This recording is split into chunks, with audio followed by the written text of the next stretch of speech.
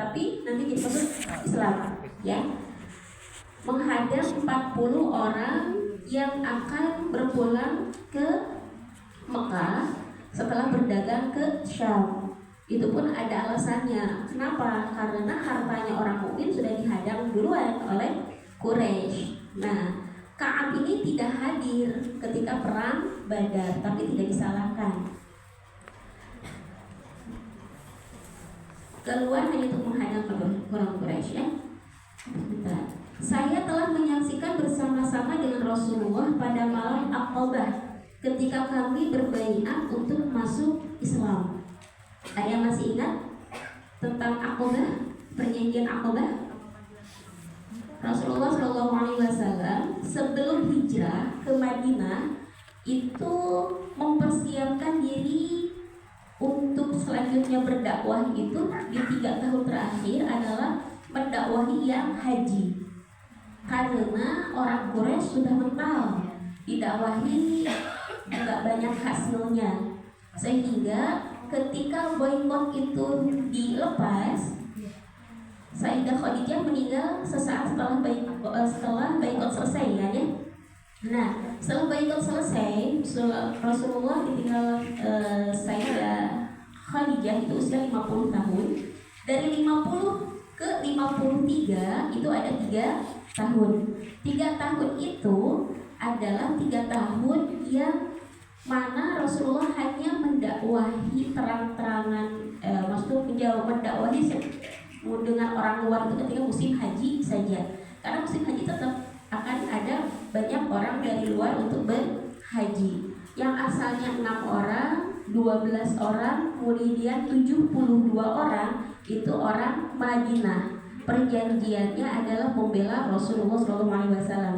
Salah satu perjanjiannya. Dan Ka'ab ini adalah orang yang ada di Aqabah tersebut.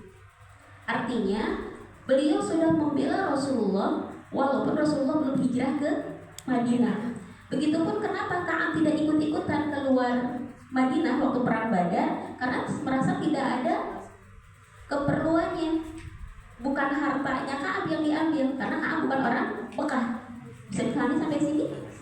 Nah, kata Ka'ab, saya itu selalu garda terdepan dalam peperangan. Bahkan saya pun termasuk yang berjanji ketika orang-orang belum membela Rasulullah, dia yang membela Rasulullah di Aqabah. Dan satu lagi perang yang tidak diikuti itu adalah Badar. Kenapa tidak diikuti? Karena memang tujuan keluar Madinah bukan untuk perang. Itu bagi cerita dari Ka'ab melalui siapa? Anaknya, maaf. Dan saya tidak senang kalau malam Aqabah itu dipersamakan dengan seperti perang Badar. Walaupun perang Badar itu banyak disebut-sebut orang. Kata Ka'ab, dia cerita, curhat, perang Badar itu terkenal banget, gitu ya.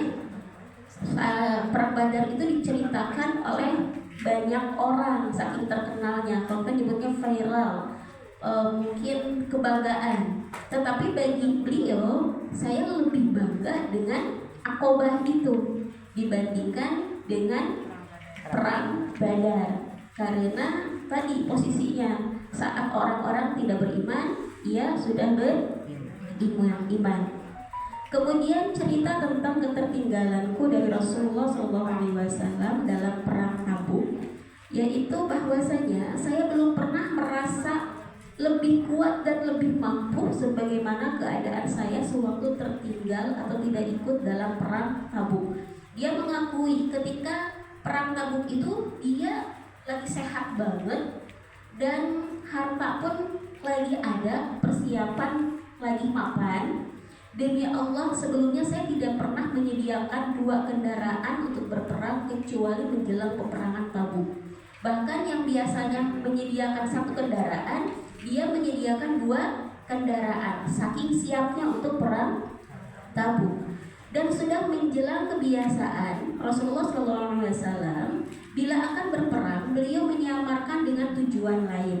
Namun di dalam perang Tabuk ini Rasulullah tidak menyamar-nyamarkan, karena Rasulullah akan berperang dalam musim yang sangat panas dan akan menempuh perjalanan yang sangat jauh, serta akan menghadapi musuh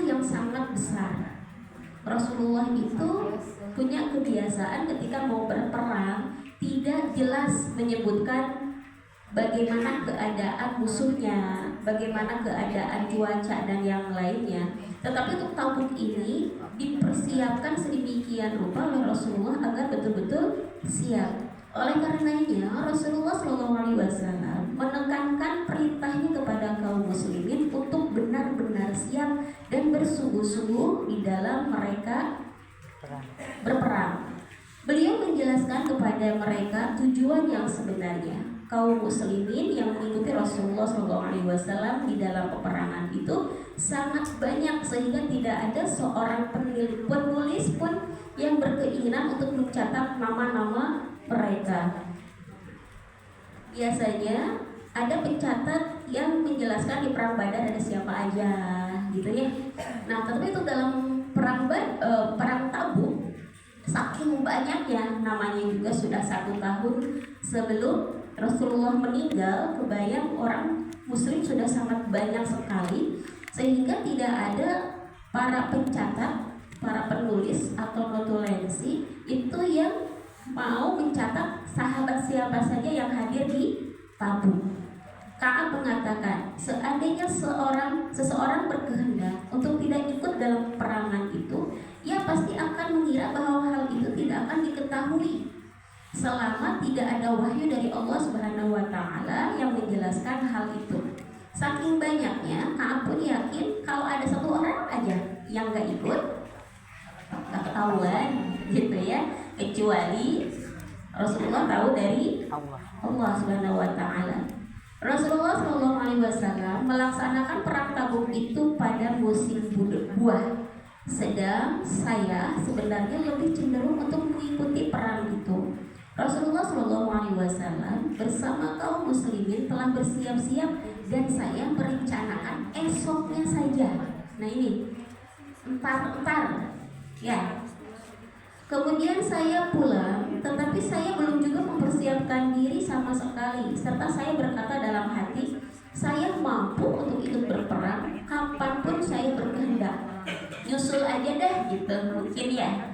Udah tahu kaum muslimin sudah jalan sama Rasulullah SAW, tapi kan itu perjalanannya jauh, ya 700 km nyusul aja, apalagi punya kendaraan 2. Kendaraan 1 capek, tinggal pindah satunya, gitu ya, dengan yakinnya saya mampu untuk ikut berperang kapanpun saya berkehendak. Akan tetapi keadaan semacam itu terus berlarut-larut hingga Rasulullah SAW bersama kaum muslimin sudah siap untuk berangkat, tetapi saya belum juga terdorong untuk mengikutinya. Saya pulang, tetapi saya belum juga mempersiapkan diri. Hal yang demikian itu berlarut-larut terus sehingga berangkatlah pasukan yang berperang itu, dan saya masih punya pendirian bahwa saya masih bisa mengejar pasukan itu. Tetapi alangkah celakanya dari diri saya, karena berbuat seperti itu kemudian saya tidak bisa mengikuti peperangan itu. Setelah Rasulullah SAW berangkat perang, saya merasa sedih sekali kalau keluar tidak mendapatkan seorang pun di antara kaum muslimin.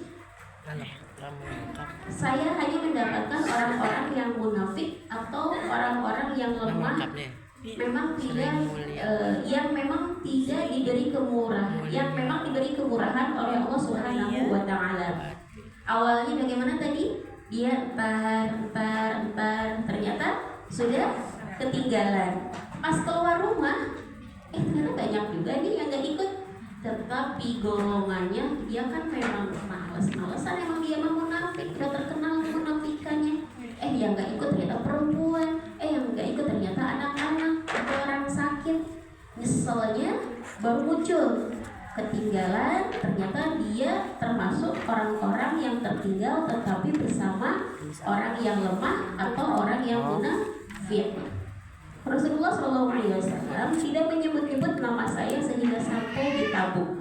Jadi Ka'ab ini mencari informasi, Rasulullah pernah menanyakan saya nggak di jalan, gitu ya. Ternyata nggak ada yang mendengar bahwa Rasulullah menyebut namanya sampai di perang Tabuk. Tetapi sewaktu di Tabuk dan beliau sedang duduk-duduk bersama dengan kaum muslimin, beliau bertanya, apa yang diperbuat oleh Ka'ab bin Malik? Nah, namanya muncul ketika Rasulullah sudah sampai di Tabuk. Seorang laki-laki dari Bani Salamah berkata, Bani Salamah ini salah satu bani yang dari Madinah. Memang Ka'ab bin Malik ini keluar keturunan Bani Salamah. Wahai Rasulullah, dia terhalang oleh kain mantelnya dan dia hanya melihat-lihat kain mantelnya itu, diejek sama keluarganya. Paling dia mah sedang senang-senang dengan mantelnya, tertahan oleh kain mantelnya. Kemudian Mu'adz bin Jabal, ini adalah sahabat Rasulullah SAW, berkata kepada orang-orang, kepada laki-laki Bani Salamah tersebut, jahat apa yang kau katakan? Demi Allah, wahai Rasulullah, kami tidak mengenal Ka'ab bin Malik kecuali selalu berbuat baik. Masya Allah, kalau kita punya sahabat, ketika nama kita dijelek-jelekan dan kita tidak ada di situ, kemudian dengan apa namanya, dengan beraninya dia, gak mungkin sahabatku melakukan begitu. Masya Allah, indah sekali ya. Ini mau kata Mu'adz bin Jabal, selama saya mengenal Ka'ab bin Malik, dia bukan orang yang seperti itu, gitu ya, kata siapa? Mu'adz bin Jabal. Rasulullah lantas terdiam. Kemudian tiba-tiba terlihatlah bayang-bayang seorang laki-laki yang tidak begitu jelas karena terpengaruh adanya fata morgana. Saking panasnya, kalau di padang pasir itu kan ngelihat orang dari jauh samar atau kayak goyang-goyang ya. Ya, Rasulullah melihat ada laki-laki tapi tidak tahu itu siapa karena terpengaruh oleh fata morgana. Maka Rasulullah SAW bersabda, itu adalah Abu Khaisamah. Kata siapa? Kata Rasulullah. Benarlah apa yang disabdakan oleh beliau, di mana yang datang itu adalah Abu Khaisamah al-Ansari, yaitu seorang yang pernah bersedekah 1 sok atau 2,5 kilo kurma sewaktu dicela oleh orang-orang munafik. Ada dalam Al-Quran kemarin? Ada ya. Kata Rasulullah, berinfaklah untuk jalan dakwah, jalan peperangan fi sabilillah. Ada yang mengorbankan kendaraannya, emasnya, dan ini yang terkenal adalah Abu Khaisamah. Dia tidak punya apa-apa di rumah kecuali 1 sok kurma atau 2,5 kilo kurma. Kemudian para munafik mencelanya. Siapa munafik di sini? Yang tidak ikut berperang. Dia mencela sedekahnya Khaisamah sedikit, tetapi dia sendiri tidak berinfak dan tidak ikut berperang. Ka'ab berkata lagi, setelah ada berita bahwa Rasulullah SAW telah datang dari Tabuk, maka datanglah kesedihanku dan saya hampir saja berdusta untuk menceritakan apa yang sebenarnya terjadi pada diriku, karena saya ingin menghindari kemurkaan beliau dan saya sudah berusaha untuk meminta pendapat seluruh keluargaku dalam mencari alasan. Tiba waktunya setelah Rasulullah SAW pulang dari Tabuk berbulan-bulan, ya karena kumpulnya aja 20 hari waktu itu ya.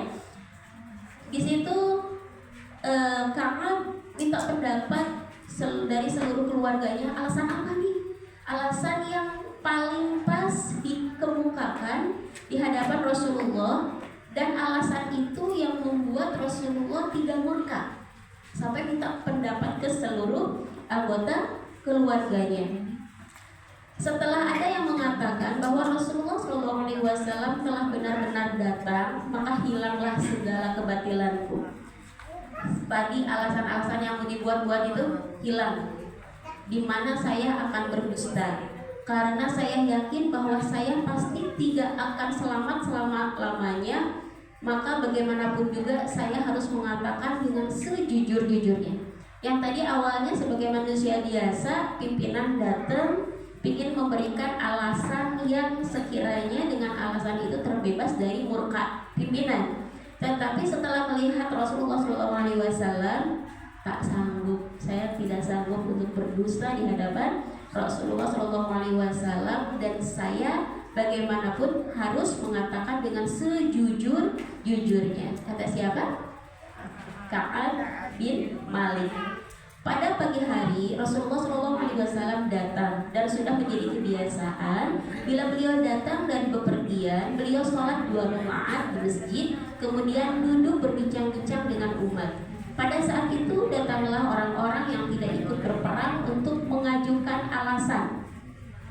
Rasulullah setelah selesai perang, seperti biasa ke masjid, sholat 2 rakaat, kemudian duduk. Ketika Rasulullah duduk, berdatanganlah para sahabat ikut nimbrung untuk menerima petuah-petuah dari Rasulullah SAW. Dan pada waktu itu juga datanglah orang-orang yang tidak ikut perang untuk mengemukakan alasan, dan jumlahnya 80 orang lebih. Serta mereka mengucapkan sumpah, demi Allah, gitu ya, saya sakit ya Rasulullah, demi Allah keluargaku butuh saya ya Allah. Itu alasan diucapkan oleh 20 orang lebih di hadapan Rasulullah, disertai dengan apa? Dengan sumpah. Ini seiring dengan kemarin pembahasan kita di surat Taubah. Ya, mereka mudah menyatakan sumpah padahal belum tentu benar-benar terjadi. Maka diterimalah alasan-alasan mereka, dan beliau memohonkan ampun buat mereka, dan masalah batin mereka beliau serahkan kepada Allah Ta'ala. Ini yang diejek akhirnya sama munafik. Udah beralasan aja, Rasulullah juga nanti mengiyakan, memaafkan ini, gitu ya. Sewaktu saya menghadap beliau dan mengucapkan salam, beliau senyum sinis seraya berkata, mari ke sini. Saya pun datang mendekati sehingga saya duduk di hadapan beliau. Beliau lantas bersabda kepada saya, apa yang menyebabkan kamu tidak ikut? Bukankah kamu telah mempersiapkan kendaraan? Rasulullah tahu bahwa Ka'ab bin Malik sudah mempersiapkan kendaraan. Saya menjawab, wahai Rasulullah, demi Allah, seandainya saya duduk-duduk di hadapan penduduk dunia ini, tetapi bukan Tuhan yang saya hadapi, niscaya saya dapat mengemukakan alasan untuk menyelamatkan diri saya.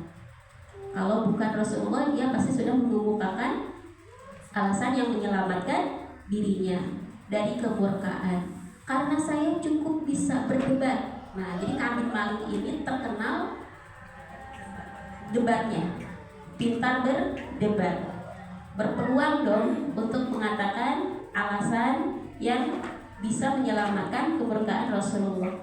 Tetapi demi Allah, saya yakin seandainya saya berdusta kepada Tuhan, yang mungkin Tuhan meridhoi dan menerima alasan saya. Seperti tadi para munafik ya, kan dimaafkan gitu ya. Namun nanti Allah akan memurkai saya lewat Tuhan. Tapi Ka'ab gak mau, Allah tetap murka. Dan seandainya saya menceritakan apa yang sebenarnya terjadi pada diriku, niscaya Tuhan akan menyayangkan diriku. Disayangkan.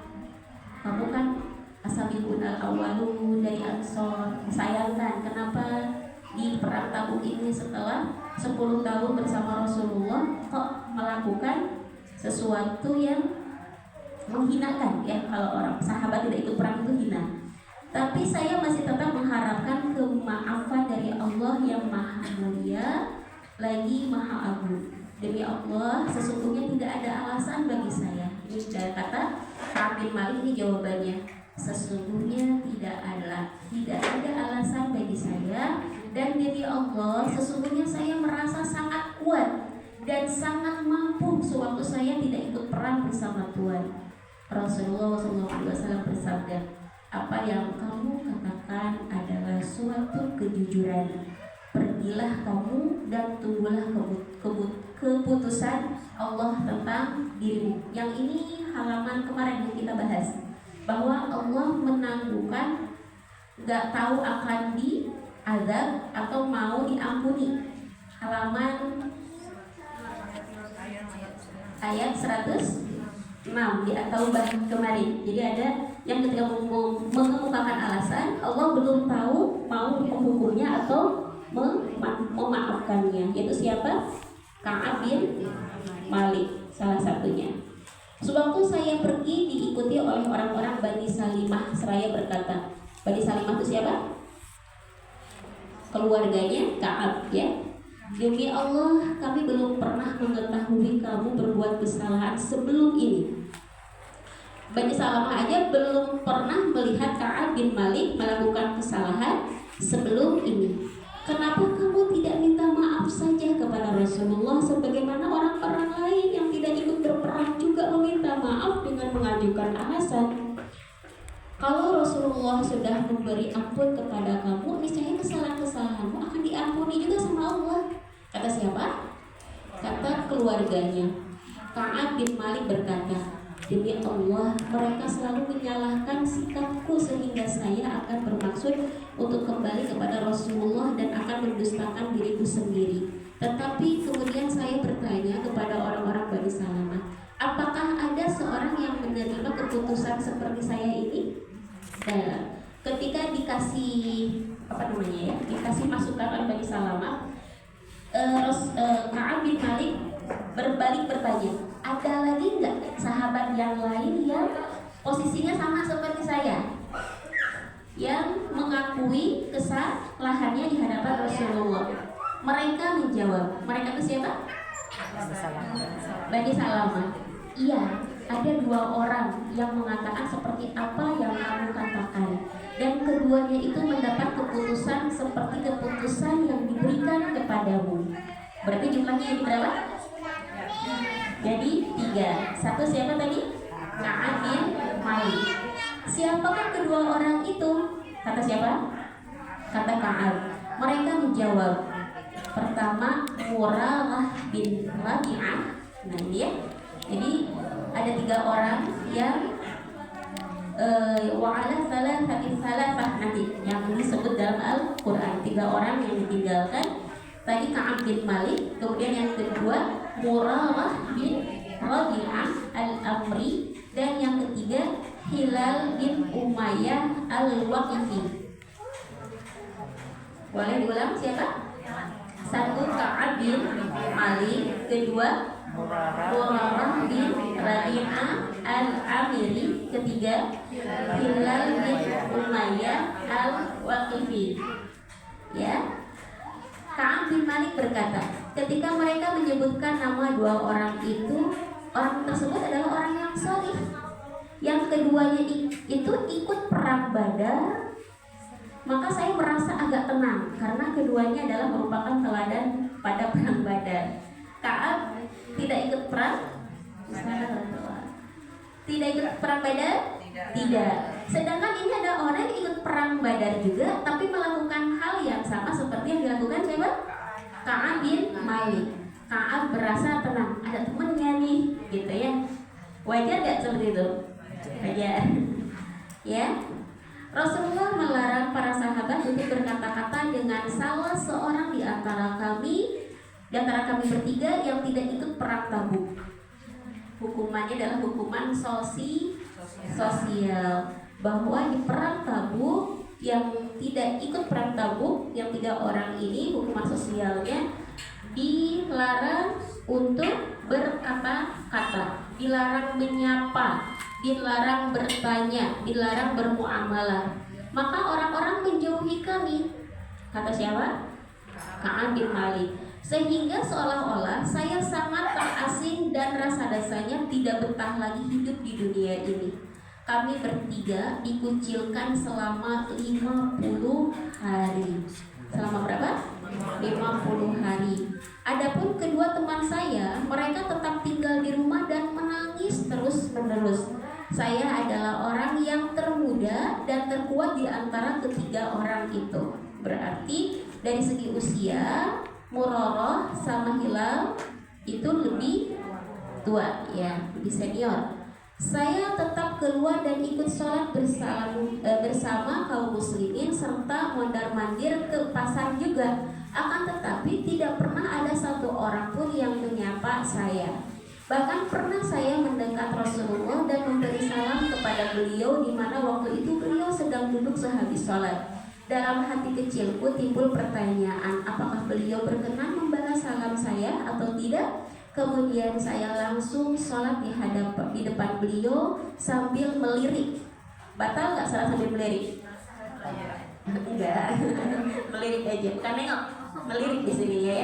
Saking penasarannya Rasulullah senyum gak sama saya, gimana sikap Rasulullah ketika itu sholat sambil melirik. Ketika saya sedang sholat itu, beliau memandang diriku. Ternyata ketika melirik, Rasulullah sedang memandang Ka'ab bin Malik. Dan bila saya meliriknya, beliau membuang muka. Peristiwa yang demikian itu, di mana kaum muslimin mengucilkan diriku, maka pada suatu sore saya menaiki dinding rumah Abu Qatadah. Dia adalah saudara sepupu saya, dan dia adalah orang yang paling saya senangi. Kemudian saya mengucapkan salam kepadanya, tetapi demi Allah dia tidak membalas salam saya. Lantas saya berkata kepadanya, wahai Abu Qatadah, demi Allah saya ingin mendengar jawabanmu. Apakah kamu mengetahui bahwa saya tetap mencintai Allah dan Rasulnya? Walaupun dicuekin, Rasulullah Ka'ab tetap mencintai Allah dan Rasulnya. Abu Qatadah tidak mau menjawabnya juga. Maka saya pun duduk. Padahal Abu Qatadah ini adalah saudaranya, sepupunya.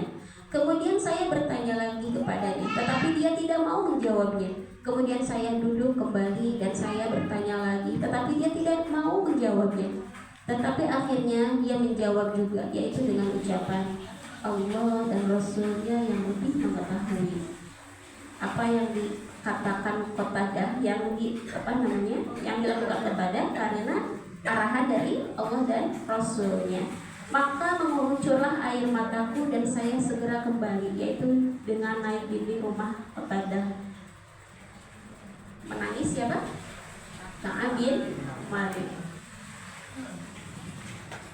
Pernah suatu ketika saya berjalan-jalan di pasar. Tiba-tiba ada seorang petani dari negeri Syam yang biasa menjual makanan di kota Madinah bertanya, siapakah yang mau menunjukkan Ka'ab bin Malik kepada saya? Maka orang-orang menunjukkan diriku. Lalu orang itu datang kepadaku dengan memberikan sepucuk surat dari Raja Ghassan. Waktu itu saya sudah bisa menulis dan membaca. Kemudian saya baca surat itu dan isinya antara lain, selanjutnya ingin saya sampaikan bahwa saya mendengar bahwa kawan-kawanmu sedang mengucilkan dirimu, sedang Allah tidaklah menjadikan dirimu itu seseorang yang hina dan bukanlah orang yang pantas disia-siakan. Oleh karenanya itu saya benar-benar bersedia memberi bantuan kepadamu. Godaan di sini datang. Biasanya kayak gitu ya. Ketika dikucilkan dari orang-orang baik, biasanya ya udah masuk circle aku aja ya, gitu ya, kurang seperti itu. Setelah selesai membaca surat itu saya berkata, wah ini ada ujian baru lagi. Kemudian saya bermaksud untuk melemparkan surat tadi ke tengah-tengah api. Setelah sampai hari ke-40, tadi berapa hari dicuekinnya? 50. Ini sudah di hari ke-40 nih. Setelah sampai pada hari ke-40, di mana saya dikucilkan selama 50 hari dan belum juga turun wahyu. Karena kata Rasulullah, tunggu wahyu. Jadi ditangguhkan. Mengutus seorang untuk datang kepadaku dan Rasulullah mengutus seseorang untuk datang kepadaku. Dia berkata, sesungguhnya Rasulullah menyuruh kamu supaya berpisah dengan istrimu. Berarti 1 sampai 40 hari istrinya masih satu rumah. Pas hari ke-40 Rasulullah tidak menyapa Ka'ab, tetapi malah memberikan utusan agar menyampaikan istrinya harus dipulangkan ke orang tuanya. Saya bertanya, apakah saya harus menceraikannya? Atau apa yang harus saya perbuat? Si utusan itu berkata, tidak, janganlah kamu menceraikannya, tetapi jangan juga kamu mendekatinya. Bersamaan dengan itu pula beliau mengutus utusan untuk mendatangi kedua kawanku. Berarti perintah yang sama bukan hanya untuk Ka'ab, juga untuk Mararah dan Hilal, dengan menyampaikan perintah yang sama. Kemudian saya berkata kepada istriku, pulanglah dulu kamu kepada keluargamu dan tinggallah di sana bersama-sama mereka sehingga Allah memberi keputusan tentang persoalanku ini. Masya Allah, tetap sabar ya. Kemudian istri Hilal bin Umayyah datang kepada Rasulullah seraya berkata, Wahai Rasulullah, sesungguhnya Hilal bin Umayyah adalah orang yang sudah sangat tua dan lemah serta tidak mempunyai pelayan. Maka apakah kiranya Tuhan keberatan bila saya tetap melayaninya? Jadi siapa yang datang? Istrinya. Rasulullah menjawab, tidak apa-apa, tetapi jangan sekali-kali ia mendekati atau menyetubuhi kamu. Jadi boleh melayani, disiapkan pakaiannya, makanannya, tapi tidak untuk suami istri. Istri Hilal berkata, demi Allah, sesungguhnya Hilal sudah tidak punya nafsu lagi untuk berbuat seperti itu. Dan demi Allah, ia selalu menangis semenjak ia menerima keputusan itu sampai saat ini. Berarti selama 40 hari Hilal ini kerjanya menangis, ya Allah. Kemudian sebagian keluargaku mengatakan kepadaku agar saya minta izin kepada Rasulullah SAW tentang masalah istriku. Karena beliau telah mengizinkan istri Hilal bin Umayyah untuk tetap melayaninya, maka saya menjawab, saya tidak akan minta izin kepada Rasulullah tentang masalah istriku. Saya tidak tahu apa jawab Rasulullah seandainya saya minta izin tentang masalah istriku, karena saya adalah orang yang masih muda. Kaab masih muda, jadi istrinya dipulangkan aja, tidak usah minta izin kepada Rasulullah. Kemudian saya tinggal sendirian selama 10 hari. Maka genaplah sudah 50 hari semenjak saya dikucilkan, yakni semenjak orang-orang tidak boleh berkata-kata dengan kami. Sewaktu saya sholat subuh pada hari ke-50 di tingkat atas dari rumahku, kemudian ketika saya sedang duduk-duduk untuk merenungkan nasib sebagaimana yang disinyalir oleh Allah Subhanahu wa Ta'ala, di mana saya merasa sangat sempit hidup di dunia. Ini tiba-tiba saya mendengar suatu teriakan yang sangat keras, di mana terdengar suara, wahai Ka'ab bin Malik, ada kabar gembira buat kamu. Maka saya segera sujud karena saya merasa Rasulullah pasti telah mengatakan kepada orang banyak bahwa Allah yang maha mulia lagi maha agung telah menerima taubat kami ketika beliau sholat subuh. Kemudian orang-orang ingin menyampaikan ucapan selamat kepada kami. Jadi sebenarnya para sahabat juga nggak tahan, ingin menyapa Ka'ab bin Malik karena kesolehan dan kebaikan. Ini berarti ujiannya bukan dari Ka'ab bin Malik saja. Para sahabat pun berharap Ka'ab bin Malik ini segera diampuni melalui wahyunya Allah Subhanahu wa Ta'ala. Para sahabat berlari ke rumah Ka'ab bin Malik untuk menyampaikan kabar gembira ini. Wahai Ka'ab. Kemudian orang-orang ingin menyampaikan ucapan selamat kepada kami, dan ada juga yang menyampaikan kabar gembira ini kepada kedua kawan saya. Jadi berpencar sahabat ketika mendengar pengumuman dari Rasulullah. Ada seorang laki-laki yang datang kepadaku dengan naik kuda, dan ada juga yang berjalan kaki, bahkan ada juga yang naik di atas bukit, serta terdengarlah suara yang kerasnya melebihi suara kuda, sambil teriak-teriak bahwa Ka'ab bin Malik sudah diampuni. Ketika datang kepadaku orang-orang menyampaikan kabar gembira itu, maka segera saya lepas pakaianku dan saya berikan kepadanya, karena gembiranya hatiku. Jadi kebiasaan orang Arab itu apa yang ia miliki paling dia sayangi akan diberikan kepada orang yang memberikan kabar bahagia. Padahal demi Allah, waktu itu saya tidak mempunyai pakaian selain itu, sehingga saya meminjam pakaian untuk menghadap Rasulullah SAW. Dan saya pun menghadap Rasulullah, sedang orang-orang yang bertemu dengan saya semuanya secara berkelompok-kelompok mengucapkan selamat atas diterimanya taubat saya, serta mereka berkata kepada saya, selamat atas diterimanya taubatku kepada Allah. Sehingga saya masuk masjid. Di dalam masjid Rasulullah sedang duduk-duduk dengan dikelilingi oleh banyak orang. Kemudian bangkitlah Thalhah ibnu Ubaidillah radhiyallahu anhu serta tergopoh-gopoh untuk menjabat tangan. Masya Allah. Ka'ab bin Malik saking senangnya lari ke masjid untuk menemui Rasulullah. Bahkan baru di pintu, seorang Thalhah lari kepada Ka'ab bin Malik untuk mengucapkan selamat kepadaku. Demi Allah, tidak ada seorang pun dari sahabat muhajirin yang bangkit selain Thalhah. Ka'ab berkata, ketika saya mengucapkan salam kepada Rasulullah SAW, beliau bersabda, sedang wajahnya nampak berseri-seri karena gembira. Rasulullah yang asalnya tidak melirik kepada Ka'ab bin Malik ini menghadapkan wajahnya kepada Ka'ab sambil berseri-seri karena gembira. Bergembiralah kamu pada hari yang paling baik sejak kamu dilahirkan oleh ibumu, kata Rasulullah kepada Ka'ab. Saya bertanya dari Rasulullah sendiri. Saya bertanya dari Rasulullah sendiri ataukah dari Allah? Pernyataan tadi bahwa kau seperti baru dilahirkan kembali, Ka'ab ini mengatakan ini ucapan Rasulullah atau Allah yang mengatakan, gitu ya kurang lebih. Rasulullah menjawab, tidak, ini langsung dari Allah Subhanahu wa Ta'ala yang maha mulia dan lagi maha agung. Bagaimana perasaan kita ketika itu adalah dari wahyu Allah bahwa kita dimaafkan. Itu yang dirasakan oleh Ka'ab bin Malik setelah 50 hari terombang-ambing tapi tetap teguh dengan pendiriannya. Rasulullah SAW bila sedang gembira, wajahnya bersinar seakan-akan wajahnya itu belahan dari bulan. Rasulullah itu memiliki wajah rembulan, apalagi kalau sedang bergembira, sedang gembira, wajahnya sinarnya melebihi cahaya bulan. Dan itu wajah gembira yang Rasulullah berikan kepada Ka'ab bin Malik. Kita pun telah mengenal semuanya. Kemudian ketika saya duduk di hadapan beliau, saya berkata, wahai Rasulullah, sebagai kesempurnaan taubatku, maka saya akan memberikan semua harta kekayaanku sebagai sedekah. Itu yang kemarin kita bahas. Ketika seorang yang mau bertobat, sebagai rasa gembira seluruh hartaku diberikan, tanah diberikan, seluruh yang dia miliki diberikan sebagai rasa bahagia. Apa jawaban Al-Quran?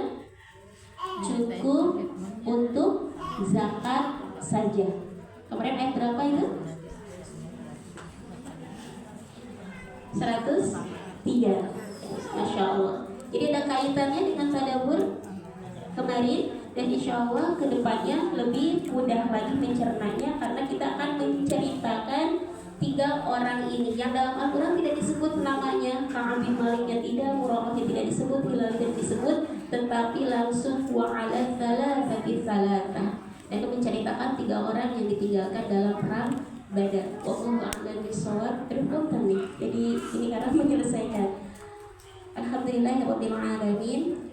Selingan dulu ke